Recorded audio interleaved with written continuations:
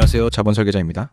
이번 편은 다이소 경제, 중산층은 왜 점점 더 싼 곳으로 이동하는가 입니다. 여러분 혹시 지금 다이소에 가십니까? 아니면 너무 저렴한 물건은 믿음이 안 가거나 혹여 그런 물건들을 사는 것이 부끄러워서 못 간다고 생각하십니까? 솔직히 말씀드리겠습니다. 지금 이 순간에도 강남 한복판 지하에서 정장 입은 직장인과 외제차 타는 40대가 빨간색 바구니를 들고 줄을 서고 있습니다. 그리고 오늘 이 영상에서 저는 그 줄이 단순한 불황 때문이 아니라는 것을 증명하겠습니다. 여러분의 직업이 5년 안에 사라질 수 있다는 것도, 여러분의 가계 소비 구조가 이미 돌아올 수 없는 감을 건넜다는 것도, 그리고 이 흐름을 모르면 다음 다운사이징의 차례가 여러분의 소득이라는 것도 지금 시작합니다. 강남 한복판 지하 매장은 연일 미어터집니다. 정장 입은 직장인도, 외제차 키를 쥔 중산층도 빨간색 바구니를 들고 줄을 섭니다. 그들이 담는 건 5,000원을 넘지 않는 물건들입니다. 시장은 이걸 실속형 소비라고 포장합니다. 하지만 자본설계자가 직시하는 차가운 본질은 다릅니다. 이것은 가처분 소득이 고갈된 중산층이 브랜드 계급장을 떼어버리고 감행한 집단적 피난입니다. 그리고 이 피난은 단지 가격의 문제가 아닙니다. 예전에는 싼 걸 사는 것이 부끄러운 일이었습니다. 지금은 비싼 걸 아무 생각 없이 사는 것이 오히려 설명이 필요한 시대가 됐습니다. 중산층의 이동은 가난의 고백이 아닙니다. 소비 규칙의 제작성입니다. 오늘 이 영상에서 저는 이 제작성의 배우를 5개의 단서로 해부하겠습니다. 그리고 여러분의 가계와 직업과 자산에 적용되는 생존 좌표까지 함께 짚어드리겠습니다. 얼마 전 수백억대 자산가로 알려진 가수 김준수 씨가 생애 처음으로 다이소를 방문해 화제가 되었습니다. 89억 원대 시그니엘 레지던스에 거주하며 최고급 소비를 영위하던 그가 다이소의 1,000원, 3,000원짜리 물건들을 보며 던진 질문은 매우 상징적입니다. 이게 남습니까? 내가 그동안 산 것들은 도대체 뭐였습니까? 30개의 물건을 담고도 10만 원을 넘기기 위해 고군분투하던 그의 당혹감은 단순한 예능적 해프닝이 아닙니다. 이것은 대한민국 소비 지형도가 상층부 자산가마저도 효용의 역사를 경험할 만큼 극단적으로 바뀌었다는 것을 보여주는 가장 최신의, 가장 선명한 증거입니다. 예전에는 물티슈나 화장솜 하나를 사도 올리브영이나 백화점 브랜드 매장에 갔어요. 그게 당연한 줄 알았죠. 근데 요즘은 월급 빼고 다 올랐잖아요. 담보대출 이자 내고 나면 쓸 돈이 없어요. 여기서 1,000원, 2,000원짜리 고를 때는 가격표를 안 봐도 되니까 마음이 너무 편해요. 지상 매장에서는 만원짜리 하나 집을 때도 손이 떨리는데 여기서는 2만 원어치만 담아도 부자가 된 기분이 듭니다. 슬프지만 이게 제 현실이에요. 아이들 학용품부터 주방세제, 심지어 기초화장품까지 다 여기서 삽니다. 처음에는 싼 게 비지떡이겠지 했는데 써보니까 품질 차이가 거의 없더라고요. 주변 엄마들도 처음에는 대놓고 말 안 하더니 요즘은 단톡방에서 다이소 품절 대란 화장품 꿀팁을 공유해요. 체면이요. 매달 마이너스 찍히는 관리비 고지서 앞에서는 체면이 밥 안 먹여줍니다. 이 목소리를 그냥 흘려들으시면 안 됩니다. 지금 중산층이 느끼는 균일과 매장에서의 심리는 단순한 절약이 아닙니다. 소비자 심리학에서 말하는 통제감의 회복입니다. 고금리와 물가 폭탄으로 내 지갑에 대한 통제권을 상실한 소비자가 다격표를 보지 않고 물건을 마음껏 바구니에 담을 수 있는 유일한 공간에서 심리적 위안과 해방감을 느끼는 현상입니다. 김준수 씨조차 싸다 보니 계속 담게 된다며 가격을 확인하지 않는 자신의 모습에서 놀라움을 금치 못했죠. 가격이 낮을수록 고민이 줄고 고민이 줄수록 더 많이 담게 됩니다. 이것은 단순히 싼 물건을 사는 행위가 아닙니다. 통제력을 되찾았다는 감각을 사는 행위입니다. 그렇다면 이 감각을 가장 정직하게 보여주는 숫자는 무엇일까요? 첫 번째 단서입니다. 감정의 고백보다 무서운 것은 냉정하게 지키는 자본의 숫자입니다. 아성다이소의 2025년 매출은 4조 5,363억 원입니다. 영업이익은 4,424억 원으로 전년 대비 19.2% 증가했습니다. 1997년 서울 강동구 천호동에 1호점을 낸 이후 29년 만에 역대 최대 실적입니다. 연간 성장률을 보십시오. 2022년 2조 9,457억 원, 2023년 3조 4,604억 원, 2024년 3조 9,689억 원, 2025년 4조 5,363억 원, 매해 평균 약 15%씩 성장하고 있습니다. 증권가에서는 2026년 매출 5조 원 달성 가능성도 거론하고 있습니다. 주목해야 할 점은 성장 방식입니다. 2022년 말 1,442기계였던 매장 수는 2025년 약 1,600개로 3년간 11% 증가했지만 같은 기간 매출은 54% 급증했습니다. 점포당 연매출을 환산하면 2022년 약 20억 원에서 2025년 약 28억 원으로 39% 올랐습니다. 매장을 늘린 게 아니라 소비자 1인당 구매액이 올라간 겁니다. 한 번 올 때 더 많이 사고 있다는 뜻입니다. 반면 같은 시기 대한민국 전체 유통산업의 성장률 전망은 0.6% 수준입니다. 시장 전체가 멈춰서 있는데 다이소만 혼자 달리고 있는 겁니다. 기존 백화점 지하 매장이나 대형마트, 헬스앤뷰티 스토어로 흘러가야 할 중산층의 일상 소비자금이 균일과 시장으로 완전히 침전하고 있다는 뜻입니다. 대한민국 소비의 허리층이 통째로 이동하고 있는 겁니다. 그 그 구조의 밑바닥에는 30년 전 일본의 그림자가 짙게 깔려 있습니다. 두 번째 단서입니다. 1991년 일본입니다. 부동산 거품이 꺼지고 장기 불황이 시작됐습니다. 그 시점에 일본에서 백엔숍이 폭발적으로 성장했습니다. 소비자들이 비싼 상품 대신 실속형 저가 상품을 찾기 시작한 겁니다. 그 흐름을 일본 현지에서 직접 목격한 한국인 사업가가 있었습니다. 박정구 회장입니다. 그는 1992년 일본 백엔숍에 생활용품을 납품하는 사업을 시작했습니다. 그리고 그 경험을 바탕으로 1997년 한국의 국내 최초 균일가 생활용품 브랜드를 열었습니다. 공교롭게도 그 해가 외환위기가 터진 해였습니다. 다이소는 태생부터 불황 속에서 탄생한 브랜드입니다. 불황이 낳은 브랜드가 다시 불황을 먹고 자라는 구조. 그리고 지금 대한민국은 그 두 번째 사이클 안에 있습니다. 이 구조의 핵심은 소비자 가격 역산제에 있습니다. 일반적인 제조기업은 원가 더하기 마진 등호 판매가의 공식으로 제품을 만듭니다. 하지만 균일가 자본은 반대로 움직입니다. 무조건 5,000원 이하로만 판다는 가격의 캡을 먼저 씌워놓고 그 가격에 맞출 수 있는 전 세계 제조 공장을 찾아내거나 제조사를 압박합니다. 중간 유통 벤더를 전부 걷어내고 직거래와 직매입, 엄청난 규모의 대량 발주를 통해 단가를 극한으로 낮추죠. 결과적으로 기성 브랜드가 가격표에 얹어왔던 유통거품이 완전히 제거됩니다. 다이소의 광고 선전비는 매출 대비 0.1% 수준입니다. 2024년 기준 약 40억 원입니다. 대형 뷰티 브랜드들이 수백억 원의 광고비를 쏟을 때 다이소는 그 돈을 제품 단가에 그대로 돌렸습니다. 대중은 이제 깨달았습니다. 만원짜리 수분 크림에 붙어있던 가격의 절반 이상이 물건의 본질이 아닌 브랜드의 조명값과 광고비였다는 사실을 말이죠. 이것이 김준수 씨가 느낀 그 당혹감의 실체입니다. 자신이 그동안 지불해온 가격표의 상당 부분이 제품의 본질이 아닌 허상이었다는 자각. 그것이 지금 대한민국 소비자를 균일가 시장으로 밀어넣고 있습니다. 그렇다면 이 깨달음이 가장 충격적으로 드러나는 현장은 어디일까요? 세 번째 단서입니다. 솔직히 여쭤보겠습니다. 여러분, 화장품을 어디서 사십니까? 그리고 이제 옷은요? 2026년 3월 기준 다이소 뷰티 제품의 최근 1년 구매 추정액은 3,619억 원입니다. 전년 동기 대비 39.6% 증가했습니다. 특히 기존 화장품 브랜드가 다이소 전용으로 출시한 세컨드 브랜드 구매액은 전년 대비 58.2% 급증했습니다. 백화점 명품 화장품을 만드는 공장과 똑같은 곳에서 성분만 바꿔 3,000원, 5,000원짜리 기초 화장품을 찍어내는 겁니다. 아모레 퍼시픽까지 마몽드 브랜드로 다이소에 들어왔습니다. K뷰티의 정점에 있던 대기업이 5,000원짜리 시장에 들어온 겁니다. 왜 대기업이 5,000원짜리 시장에 들어왔을까요? 소비자가 그쪽으로 가기 때문입니다. 브랜드가 소비자를 이끄는 것이 아니라 소비자가 브랜드를 끌고 가는 시대가 된 겁니다. 그런데 뷰티에서 멈추시면 안 됩니다. 이제는 패션까지 왔습니다. 다이소 패션 카테고리는 2026년 1월 전년 대비 180%,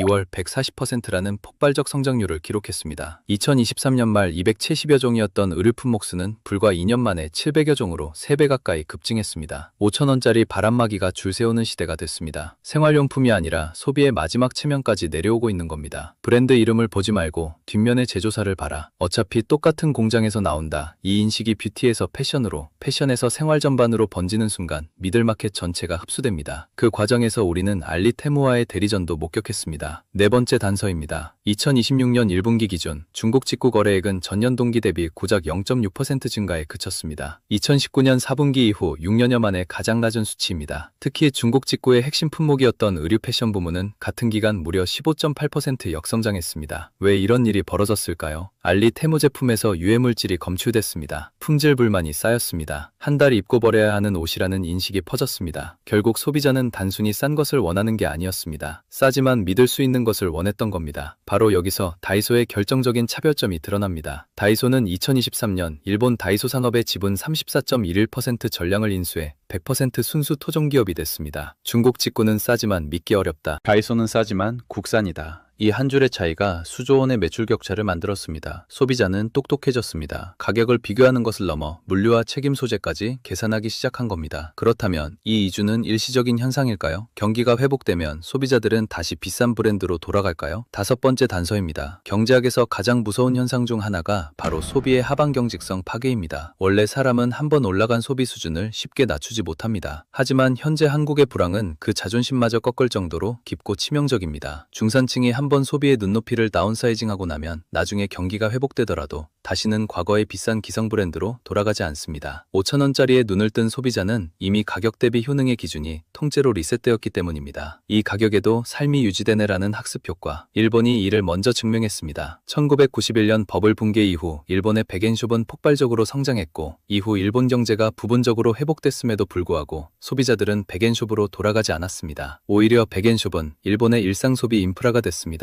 지금 대한민국에서 똑같은 일이 벌어지고 있습니다. 이것이 기성 대기업들이 균일과 경제를 보며 공포를 느끼는 진짜 이유입니다. 숫자가 이를 뒷받침합니다. 2026년 국내 자영업 폐업률은 9%대 중후반으로 고착화되고 있습니다. 소매업 폐업률은 약 16.7%, 음식업은 약 15.8%입니다. 그 폐업의 자리를 다이소와 대형 프랜차이즈가 채우고 있습니다. 골목이 다이소화되고 있는 겁니다. 다이소의 영업이익률은 2022년 8.1%에서 2025년 9.8%로 올라갔습니다. 불황이 깊어질수록 영업이익률이 올라가는 구조입니다. 반면 다이소 생태계에 납품하는 중소기업들은 단가 후려치기의 압박 속에서 간신히 숨만 쉬는 구조가 됩니다. 다이소 경제의 대호왕은 역설적이게도 대한민국 내수경제의 허리가 부러지고 있다는 가장 선명한 방증입니다. 그렇다면 이 구조 안에서 여러분의 자리는 어디에 있을까요? 자본 설계자 구독자 여러분에게 지금부터 가장 직접적인 이야기를 드리겠습니다. 다이소 경제가 확장될수록 가장 먼저 흔들리는 것은 중간 가격대입니다. 지금 대한민국 유통시장은 두 개의 극단만 살아남는 구조로 재편되고 있습니다. 초고가 명품과 초저가 플랫폼, 이 두 극단 사이에 있던 미들마켓, 즉 중간 가격대 브랜드와 유통 채널은 양쪽에서 동시에 압박받고 있습니다. 솔직히 여쭤보겠습니다. 여러분이 지금 일하고 있는 곳이 이 미들마켓은 아닙니까? 여기서 잠깐 멈추셔야 합니다. 왜 미들마켓 직무가 가장 취약한지를 구체적으로 짚어보겠습니다. 중간 가격대 소비재를 판매하는 브랜드의 영업 마케팅 직군을 먼저 보겠습니다. 이 직무는 소비자가 그 브랜드를 선택해야 할 이유를 설득하는 일이 핵심입니다. 그런데 지금 소비자는 이미 결론을 내렸습니다. 김준수 씨가 다이소에서 느낀 그 허탈함처럼 3만원짜리 로션과 3,000원짜리 로션이 같은 공장에서 나온다는 사실을 알아버린 소비자에게 중간 가격대 제품의 존재 이유를 설득하는 건 점점 더 어려워집니다. 설득의 재료가 사라지는 겁니다. 영업사원이 부족한 게 아닙니다. 팔 물건의 명분이 사라지는 겁니다. 다음은 중간 유통을 담당하는 벤더 대리점 사업자입니다. 이들은 제조사와 소비자 사이에서 물건을 연결해주는 역할을 했습니다. 그런데 다이소는 이 연결고리를 완전히 건너뜹니다. 제조사와 직접 계약하고 대량으로 직매입하고 소비자에게 직접 팝니다. 중간에서 마진을 챙기던 유통 허리층이 설 자리가 구조적으로 없어지는 겁니다. 이 흐름은 다이소만의 이야기가 아닙니다. 쿠팡, 알리, 네이버 스마트 스토어까지 제조사와 소비자를 직접 연결하는 플랫폼이 확산될수록 중간 유통 사업자의 역할은 점점 더 얇아집니다. 세 번째로 중간 가격대 의류 패션 뷰티 브랜드 종사자입니다. 지금 이 업계에서 일하고 계신 분들이라면 체감하고 계실 겁니다. 3에서 5만원짜리 중간 가격대 브랜드는 5,000원짜리 다이소와 가격 싸움을 할 수 없습니다. 그렇다고 에르메스나 샤넬처럼 브랜드 자체가 지위를 상징하는 것도 아닙니다. 위로도 아래로도 갈 수 없는 중간 가격대 브랜드가 가장 먼저 소비자의 선택지에서 지워집니다. 이런 브랜드를 기획하고 마케팅하고 판매하는 직무 전체가 구조적으로 수요가 줄어드는 겁니다. 반면 이 흐름에서 반사이익을 보는 직종은 구조 자체가 다릅니다. 초저가 플랫폼의 상품 개발, MD 직군을 보십시오. 이 직무는 어떻게 하면 더 싸게, 더 좋게 만들 수 있는가 를 찾는 일입니다. 불황이 깊어질수록 이 질문의 가치는 올라갑니다. 다이소가 매달 600개 이상의 신상품을 쏟아내는 구조에서 이 역할을 수행하는 사람은 항상 필요합니다. 필수 소비재 제조업도 마찬가지입니다. 생활용품, 식품, 위생용품은 경기가 나빠도 수요가 유지됩니다. 사람은 불황에도 먹고 씻습니다. 오히려 불황기에 저가 채널로 납품 루트를 확보한 필수재 제조업체는 매출이 늘어나는 구조입니다. 수선, 재활용, 업사이클링 업종도 주목해야 합니다. 소비자가 새 제품을 덜 살수록 기존 제품을 오래 쓰려는 수요가 늘어납니다. 일본 불황기에 수선 전문점과 리페어 카페가 폭발적으로 늘어났던 이유가 바로 여기 있습니다. 앞으로 살아남는 직무는 물건을 비싸게 보이게 만드는 일이 아니라 싸게 만들고 빨리 돌리거나 오래 쓰게 고치는 일입니다. 여러분이 지금 일하고 있는 자리가 이 좌표 어디에 있는지 냉정하게 짚어보시기 바랍니다. 이것은 비단 직장인의 문제만은 아닙니다. 자산가들의 포트폴리오도 바뀌고 있습니다. 최고급 거주지인 시그니엘에 사는 이들이 다이소의 5,000원짜리 조명을 보며 감탄하는 시대. 이것은 부의 기준이 얼마나 비싼 것을 소유했느냐에서 얼마나 효율적으로 자산을 지키고 소비를 최적화하느냐로 변화하고 있음을 시사합니다. 부자들은 이미 알고 있습니다. 돈을 버는 것보다 지키는 것이 어렵고 그 지키는 힘은 가장 사소한 소비 단위를 관리하는 것에서 나온다는 사실을 말입니다. 다이소 경제 안에서 두 종류의 소비자가 있습니다. 끌려가는 소비자와 활용하는 소비자입니다. 끌려가는 소비자는 경제적 압박에 떠밀려 어쩔 수 없이 다이소를 찾습니다. 이 소비는 체념입니다. 활용하는 소비자는 이 구조의 본질을 이해하고 전략적으로 씁니다. 이 소비는 선택입니다. 자본 설계자가 제안하는 소비 재설계의 원칙은 세 가지입니다. 첫 번째, 기능 소비는 최저가로 고정하십시오. 화장솜, 물티슈, 주방세제, 수납용품처럼 기능이 목적인 소비는 다이소나 초저가 플랫폼으로 고정합니다. 여기에 브랜드 프리미엄을 얹을 이유가 없습니다. 아낀 돈이 진짜 전략 자산입니다. 두 번째, 경험 소비는 아끼지 마십시오. 여행, 공연, 자기계발 강의처럼 기억과 성장으로 남는 소비는 삭제하시면 안 됩니다. 이 소비를 지워버리면 삶의 밀도가 낮아지고 그게 결국 장기 생산성 하락으로 돌아옵니다. 불황기에 가장 먼저 지우는 것이 경험 소비인 경우가 많은데 그게 오히려 악순환의 시작입니다. 기능 소비에서 아낀 돈으로 경험 소비를 살리는 구조. 이것이 불황기 소비 재설계의 핵심입니다. 당장 필요한 것은 절약이 아니라 분류입니다. 무엇을 싸게 사도 되는지, 무엇은 꼭 써야 하는지를 나누는 순간 소비가 전략이 됩니다. 세 번째, 브랜드 소비는 의미 있는 한 가지만 남기십시오. 모든 걸 다 아끼면 삶이 무너집니다. 여러분이 정말 의미를 두는 카테고리 하나, 그 한 가지에만 프리미엄을 허용하십시오. 좋아하는 커피 브랜드일 수도 있고, 운동화일 수도 있고, 와인 한 병일 수도 있습니다. 그 한 가지가 나머지 절약을 버티게 하는 심리적 앵커가 됩니다. 자신을 위한 전략적 사치 하나는 낭비가 아닙니다. 불황을 이겨내는 심리적 연료입니다. 불황에 버티는 사람은 가장 적게 쓰는 사람이 아니라 쓸 곳을 정확히 아는 사람입니다. 진짜 무서운 불황은 대중이 소비를 멈추는 시대가 아닙니다. 어차피 알맹이는 똑같다는 구조적 비밀을 깨달은 중산층이 극단적인 초저가 자본의 품으로 집단 이주해 다시는 돌아오지 않는 시대입니다. 1991년 일본에서 시작된 그 이주가 지금 대한민국에서 두 번째 사이클로 돌아왔습니다. 소비를 재설계하십시오. 직업의 좌표를 점검하십시오. 자산의 방향을 다시 잡으십시오. 불황은 시장의 간판을 바꿉니다. 그리고 그 바뀐 간판의 배후를 읽는 사람만이 다음 사이클의 주도권을 잡습니다. 이 긴 흐름의 끝은 어디일까요? 우리가 지금 겪고 있는 소비의 다운사이징은 단순히 아끼기 위한 몸부림이 아닙니다. 이것은 대한민국이라는 국가 경제 자체가 고도 성장기를 끝내고 저성장 고효율의 성숙경제로 넘어가는 과정에서 나타나는 불가피한 진통입니다. 우리는 지금 거대한 구조적 재편을 목격하고 있습니다. 소비자가 기업의 광고에 속지 않고 스스로 생산자와 제조사를 찾는 이 현상은 역설적으로 기업들에게 더 높은 수준의 본질적 경쟁력을 요구하고 있습니다. 브랜드가 허울뿐인 포장을 걷어내지 못한다면 그들은 도태될 것입니다. 그리고 그 빈자리는 효율로 무장한 초저가 균일가 모델들이 채울 것입니다. 지금 당장 여러분의 생활 반경을 체크해 보십시오. 여러분의 집 근처 혹은 직장 근처에 다이소 매장이 들어왔습니까? 그 매장에 들어가는 사람들의 옷차림과 표정을 관찰해 보십시오. 예전에는 눈치를 보며 들어갔던 그곳이 이제는 일상의 거실이 되었습니다. 이것은 단순한 소매점의 확장이 아니라 우리 삶의 철학이 과시에서 본질로 이동하고 있다는 신호입니다. 김준수 씨가 쇼핑을 마치고 느꼈던 그 의아함과 신선한 충격은 곧 여러분 모두가 겪게 될 새로운 시대의 감각입니다. 더 이상 비싼 것이 좋은 것이라는 낡은 공식을 붙잡지 마십시오. 싼 것이 어떻게 가치를 가질 수 있는지, 그리고 그 가치를 어떻게 내 삶으로 가져올 것인지 고민하는 자만이 이 불황의 터널을 가장 현명하게 통과할 수 있습니다. 댓글로 얘기해 주십시오. 지금 여러분의 소비에서 다이소로 대체된 항목이 있습니까? 그리고 그 선택이 체념이었습니까? 전략이었습니까? 두 글자면 됩니다. 체념 또는 전략. 오늘 영상이 내 지갑과 직업과 자산을 지키는 데 도움이 되셨다면 구독과 좋아요, 알림 설정은 자본 설계자가 더 깊숙한 자본의 이면을 파헤치는 원동력이 됩니다. 중산층의 집단 이주로 미들마켓이 완전히 증발해버린 대한민국 소비지도, 브랜드의 종말과